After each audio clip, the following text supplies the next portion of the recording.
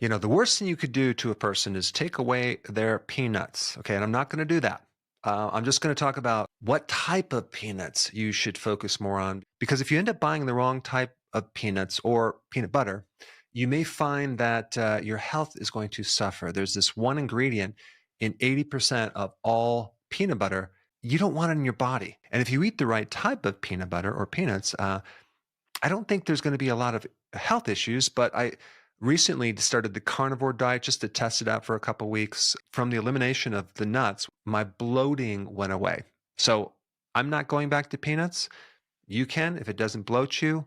But I have also gone back to vegetables as well. So my diet right now is a combination. It's like 50% carnivore and 50% plant-based because I do like my salads. But let's talk about the difference between conventional peanut butter or peanuts. Now, when you're consuming conventional peanuts, unfortunately, peanuts are probably one of the most heavily sprayed with pesticides and insecticides, and especially fungicides out of many different things that you might eat. A peanut is not an actual nut, it's a legume. And so when they spray, it gets into soil and it gets down into where the peanut is. And this peanut shell is very, very thin. Unlike a walnut, which has a hard shell, you really need to do organic peanuts or peanut butter. Okay, that's number one. There's also an herbicide called glyphosate, which can act like an antibiotic. It's in a lot of different GMO foods. And that's been known to be in peanuts simply because they rotate the crops from a GMO food to a peanut back and forth. I think it's cottonseed or it could be canola. I'm not 100% sure. The other thing is you must read the label because if it says hydrogenated anything, don't consume that. Now, maybe you've heard of partially hydrogenated, which gave you all these trans fats. Well, what's the difference between hydrogenated and partially hydrogenated? Really, I think from my own viewpoint, it's very, very similar, even though they say that hydrogenated doesn't have the trans fats. You're basically using the same process of adding hydrogens under high heat, and then it becomes partially hydrogenated, and then they leave it in longer, and then becomes fully hydrogenated. And so you want to avoid anything that says hydrogenated or partially hydrogenated. Also, they sneak in vegetable oils, which are not vegetable oils, they're seed oils. They put this in the peanut butter. So you just don't want to even have that in your body. The other thing that slips in there is this sugar. Sometimes family members will buy peanut butter, right? And I'll start consuming it on something. I'm like, wow, this is really good. And I'm like, oh, let me read the label. This is why it's so good, because it has sugar in it. But there's one more ingredient that's a carcinogen. It can increase the risk of certain cancers by 46%. And that ingredient is monoglycerides. There's a French study that links it to cancer. So we don't want that in our diets. And they use it just to kind of break things up so you don't have that layer of oil at the top. So if you find a peanut butter that has all of those factors, I would upgrade to a better quality peanut butter. Okay, peanuts and salt, pretty natural. If we want to improve it more, we want organic peanuts and sea salt. If we want to improve it even a little bit more, I would recommend Valencia organic peanuts. They're the ones that have the least amount of potential aflatoxin, which is a toxin from certain molds that can grow on peanuts, which is very, very damaging to the liver. And they use sea salt, which is better than regular table salt. Sometimes it's really hard to not overdo it with peanuts or peanut butter. I know if I sit down and start eating peanuts, I will pretty much eat the whole bag. And I can feel this like heavy feeling underneath my right rib cage.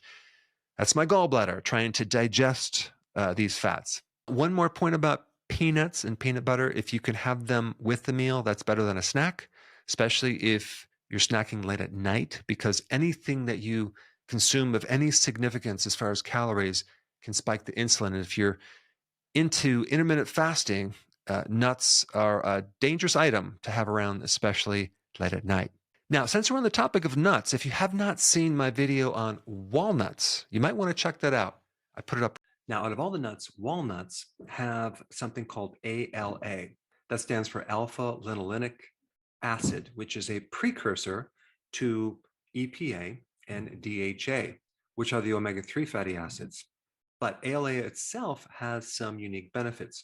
For your skin, it can actually help prevent scaly skin, dermatitis, hyperpigmentation of the skin, where you have dark blotches through the skin.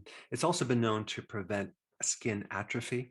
And of course, if it converts to the more powerful forms of omega-3, it can help a lot of things like your heart, inflammation, brain health, and the list goes on and on and on. But you have to realize that only a percentage of ALA converts to EPA and DHA. So to convert to EPA, it's roughly about between 10 to 21%.